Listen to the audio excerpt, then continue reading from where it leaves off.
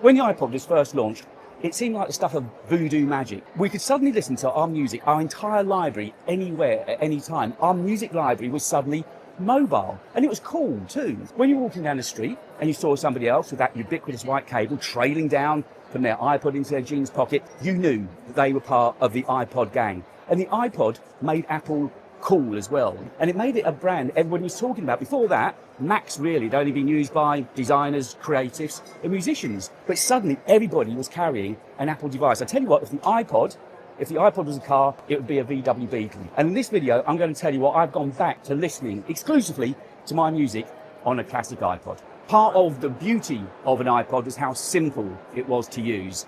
You had a CD, you ripped that CD into iTunes as it was back then, you hooked up your iPod with one simple cable, ticked a couple of boxes, and that was it. That music was on your iPod.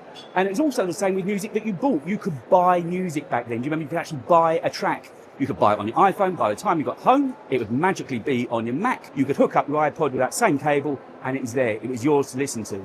And of course, it wasn't only music that we could use and have on our iPods. You could have photos, contacts, and even podcasts. Now, podcasts back then were this tiny little thing. It was a cult. It was this radio on demand thing. Nobody really knew anything about what podcasts genuinely were. But the iPod was there at the beginning of the podcast revolution. It was part of the podcast revolution. And that's why I'm here today at the London Podcast Show, which is now, the podcast industry is a multi-million-pound a year industry. I've just heard some of the figures that are behind podcasts, and they are absolutely frightening. The iPod came at a really innocent time when algorithms weren't ruling everything we did with every living moment of our day.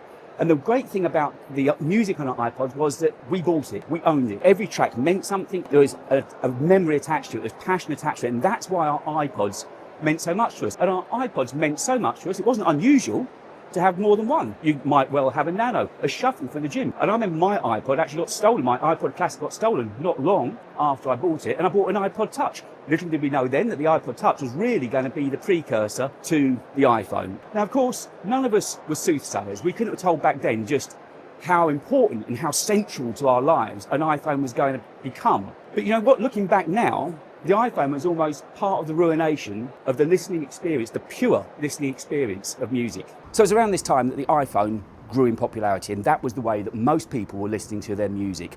It was also the time when it switched from owning your music to streaming music. The streaming generation was beginning to take a grip. And as all of this was happening in the background, Apple were building algorithms behind the scenes to help us listen to our music any place, anytime, anywhere. And one of those tools was iTunes Match. In essence, what iTunes Match did was very, very clever. It would save on duplicates, it would save on storage, and it would also give you the best quality audio to listen to on your device. What it would do is look at your library, and if it found the exact same song on your device that it has in their library, it would replace it with their version of it, which you say means that you can never lose your tracks, you won't have duplicates, and you'll have the best audio version ever. It sounds really, really good. And in the early days it was. But now iTunes Match actually causes a problem. And that's something I'm going to talk about a little bit later on, because being an iPod user in 2026, iTunes Match now gets in the way. Now, I know that I'm not alone. I'm not the only one that's annoyed by the feeling of being pinged by messages and notifications every waking moment of the day. They were coming at me on my Mac, on my iPhone, and on my watch. So recently, I decided enough was enough, and I got rid of the Apple Watch. I've gone back to an analog watch. And it's been blissful. It takes a little bit of getting used to start with, and the only concession I've had to make is to turn the ringer back on the phone, because obviously the Apple Watch isn't there to do that job for me. But I've got the ringer set to the very lowest, very quietest setting, and I hardly get any phone calls each day anyway, so it's really not a big issue. Now, when it comes to listening to music on the iPhone, there's too many distractions. There's a temptation to look at emails, or to look at Safari, or to play games on socials. There's always a chance, there's always a temptation to be distracted. But with an iPod, you're listening to the music the way that the artist and the engineer had intended it to be listened to. Do you realise how long artists spend deciding what order the tracks are going to be on the album? They spend ages deciding that, and we just gloss over it. You need to listen to the music the way that the artists want you to listen to the music. When you put an iPod on, it does that. With an iPod, it's just you and the music. It feels like a musical, theatrical nirvana. You're just alone with the music. As I mentioned a bit earlier on, as it turns out, the iPhone was the beginning of the end for listening to the cleanest, purest form of music. In those early days, it's so simple. You buy a CD, you rip it, it's in iTunes, hook up your iPod, and it's there for you to listen to. You have bought this music. Now things are so much more complicated for us iPod users. Let's look at this Ron Matlock album, Love City, from '79. The vinyl came out. I got the vinyl sometime in the '80s, but I wanted the CD because I wanted to be able to play it in the car. Remember, we used to have 6-pack multi-changes or 10-pack multi-changes in the boot or under the driver's seat. Anyway, I wanted to play the CD in the car. So when I got the CD, I ripped it into iTunes, as it was then. Over the years, with the advent of iTunes Match, it means I can't listen to my own music on my iPod again. Not unless I want to use some hooky third-party app. It can't be done. When iTunes Match sees this album from Ron Matlock, it replaces my WAV files from my CD with its HLS files. Yes, I know it's got those benefits I mentioned before, but it means my album I can't get on my iPod because the albums that iTunes Match replaced them with are HLS format files, streaming files, and they're not compatible with an iPod.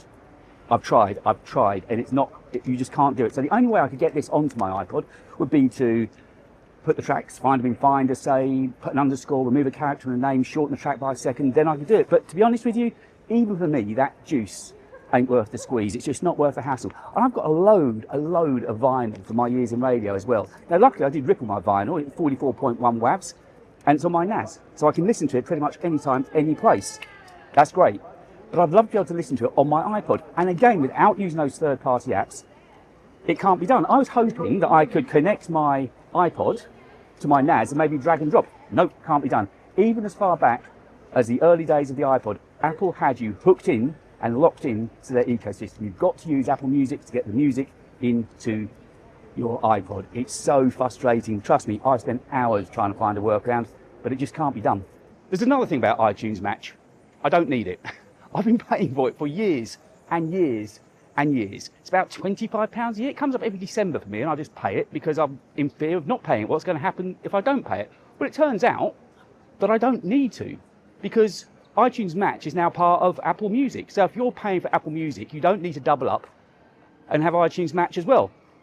They don't tell you that, of course. Apple quite happily take their recurring income every year, but this year I'm going to stop it. Now, then there's the listening experience itself. I've got the WAVs on my iPod, great. It's the way you're going to listen to them. Of course, iPods way predate Bluetooth headphones. Thank heavens. We have a humble 3.5mm jack, and that suits me just fine. Now, I've done away with the original headphones, and my solution is a little bit overkill. I'm willing to admit, being a former radio man and a little bit of an audiophile, I've decided to use a pair of biodynamic studio headphones. And they're open back, they're neutral, they give me a beautiful listening experience, they're as comfortable as can be, because let's face it, even with AirPods Pro 3, which is supposed to be the best fit ever, they still fall out, certainly when you're eating. AirPods Max, yeah, pretty good listening experience, but that ANC feeling clamps into your head and becomes really uncomfortable after a time. Whereas these are made for professional use. They're made to be used for hour after hour after hour. So yes, it might be a little bit overkill, but it sounds absolutely beautiful. I'll tell you what, I'm back listening to music the way it should be. No notifications, no distractions, just me and the music. And it is a thing of absolute beauty. It just means it's me time. It's time to stop. It's time to listen. It's time to enjoy what the artists have created for me. Now I've got wired headphones and an iPod playing uncompressed or virtually uncompressed files the way they left the studio, CD quality. I can hear virtually every breath from the singer. I can hear every decay of a cymbal. I'm back to actually enjoying the music. I'm back to listening to the music that's been created for me. And I'll tell you what, it's taken years off of me. The enjoyment I'm getting of not having notifications troubling me all day long, being in charge of notifications and listening to the music, properly listening to the music, it's been such a joy, it really has. I bought this iPod on an off chance from a friend who was selling it. And you know what? It's been one of the best things I've ever done. I can't remember the last time I was this happy listening to music. Try it for yourself. Go and buy an iPod and tell me that I'm wrong. If you've enjoyed this video, obviously subbing the channel would really help me out. It just helps the channel to grow, gets YouTube to serve the videos to more new people, new faces. And the more the channel grows, the more I can come into town and make these videos for you.